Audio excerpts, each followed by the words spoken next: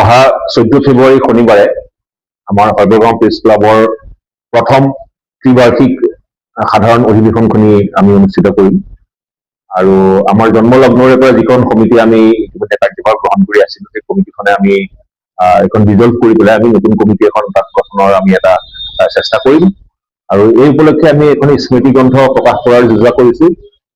নগাঁৱৰ বহুকেইগৰাকী অভিজ্ঞ গুণী জ্ঞানী ব্যক্তিয়ে ইয়াত তেখেতসকলৰ লিখনি আমাক দিছে, আমি প্ৰকাশ কৰিছোঁ। মই হৰবৰ মোৰ গাঁও মোৰ কাহিনী এই নামৰ এখন স্মৃতি গ্ৰন্থ প্ৰকাশ কৰিম আৰু এই অধিৱেশনখনিত আমি নিমন্ত্ৰণ কৰিছোঁ বিশিষ্ট অতিথি হিচাপে জ্যেষ্ঠ সাংবাদিক অদিত কুমাৰ ফুকন, সুশীল পাটোৱাৰী আৰু কৌশিক ডেকা, এই তিনিগৰাকী আমি গুৱাহাটীৰ পৰা তিনিগৰাকী আমি জ্যেষ্ঠ সাংবাদিকক আমি নিমন্ত্ৰণ কৰিছোঁ। লগতে আমাৰ যিসকল উপদেষ্টা সাংবাদিক আছে তেখেতসকল থাকিবই আৰু নগাঁৱৰ সচেতন নাগৰিক সমাজক আমি নিমন্ত্ৰণ কৰিছোঁ।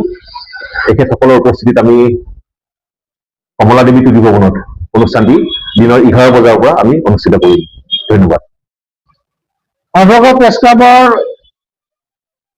প্ৰথম ত্ৰিবাৰ্ষিক অধিৱেশন হ'ব আৰু শনিবাৰে হ'ব এইটো আমাৰ কমলাদেৱী টুডু ভৱনত দিনৰ 11 বজাৰ পৰা এইটো অধিৱেশনখন অনুষ্ঠিত হ'ব।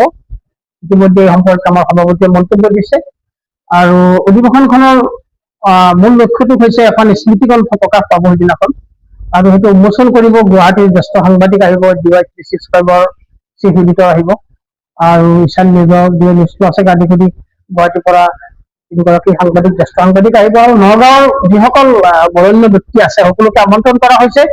নগাঁৱৰ শিক্ষানুষ্ঠান অনুষ্ঠান প্ৰতিষ্ঠানৰ মুৰব্বীসকলক আমন্ত্ৰণ কৰা হৈছে। এটা গাম্ভীৰ্যপূৰ্ণ অনুষ্ঠান হ'ব।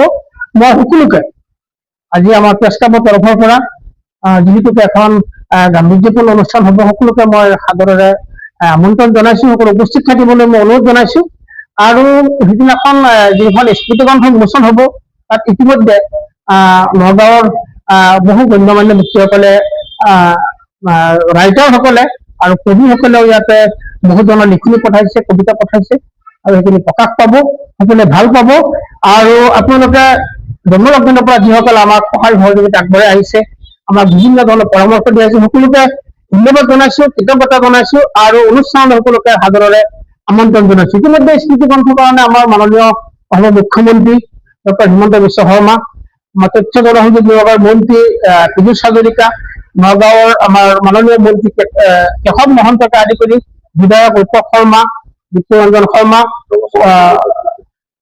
নুৰুল খুদা আৰু আমাৰ ৰহাৰ বিধায়ক শশীকান্ত দাস আৰু নগাঁও বিশ্ববিদ্যালয়ৰ উপাচাৰ্য ছাৰ, নগাঁৱৰ উপায়ুক্ত ছাৰ সকলোৱে আমাক শুভেচ্ছা জনাইছে আৰু শুভেচ্ছা পত্ৰ দিছে। স্মৃতি গ্ৰন্থখনত প্ৰকাশ পাব, সকলোকে সাদৰেৰে মই আমন্ত্ৰণ জনাইছোঁ।